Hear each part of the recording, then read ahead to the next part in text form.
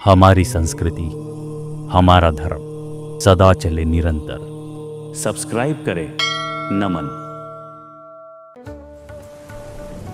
गांव की गलियां बारिश में भीग चुकी थी। मिट्टी की महक चारों तरफ फैली थी।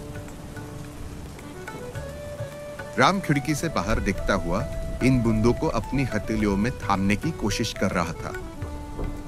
तभी बाहर से एक अनोखी आवाज आई, विठ्ठल विठ्ठल जय हरि विठ्ठल, विठ्ठल विठ्ठल जय हरि विठ्ठल। वो आवाज बारिश में भी भीग रही थी। राम ने हैरानी से देखा।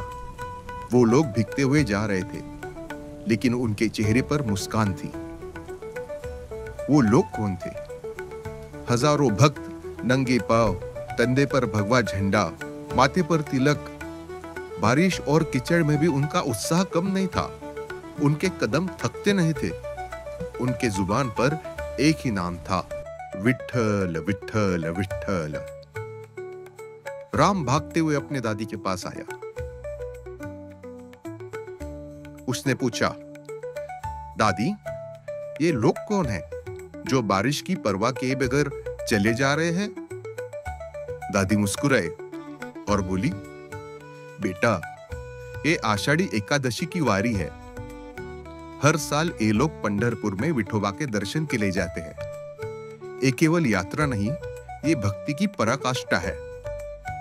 दादी ने आगे समझाया, आषाढ़ शुक्ल एकादशी, इसे देवशयनी एकादशी भी कहते हैं। माना जाता है कि इस दिन भगवान विष्णु 4 महीने की योग निद्रा में चले जाते हैं। इसे चातुर्मास भी कहते हैं। इस समय साधु संत एक जगह रुककर साधना करते हैं और इसी दिन महाराष्ट्र के लोग विठोबा की पूजा करते हैं, जो विष्णु का ही एक रूप है। आगे दादी कहती है, विठोबा पांडुरंग, वो भगवान जो अपने भक्त के इंतजार में ईंट पर खड़े हैं। मूर्ति में हाथ कमर पर, चेहरा शांत, आंखों में करुणा। ये सिर्फ पत्थर नहीं, एक प्रतीक है, प्रेम का, धैर्य का और समर्पण का। फिर आगे राम ने पूछा, दादी, ये वारी क्या है? दादी बोली, वारी मतलब यात्रा।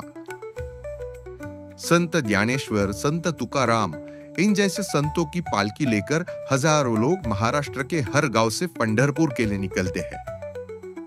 बारिश हो या कीचड़, वो रुकते ही नहीं। उनकी मंजिल सिर्फ एक रहती है, विठोबा के दर्शन। ये परंपरा कब से शुरू हुई? फिर दादी ने कहा, ये परंपरा सदियों पुरानी है बेटा। इसे संत ज्ञानेश्वर के पिताजी श्री विठ्ठल पंत ने शुरू किया था। फिर इस परंपरा को संत ज्ञानेश्वर, संत तुकाराम, इन्होंने जारी रखा।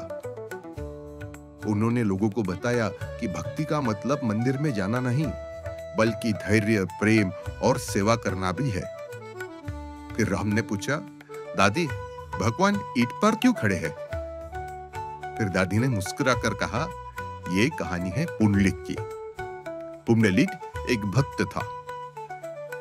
वो अपने माता पिता की सेवा में इतना लीन था कि जब भगवान मिलने आए तो उसने कहा, प्रभु, जरा आप ठहरिए, मैं सेवा में व्यस्त हूं।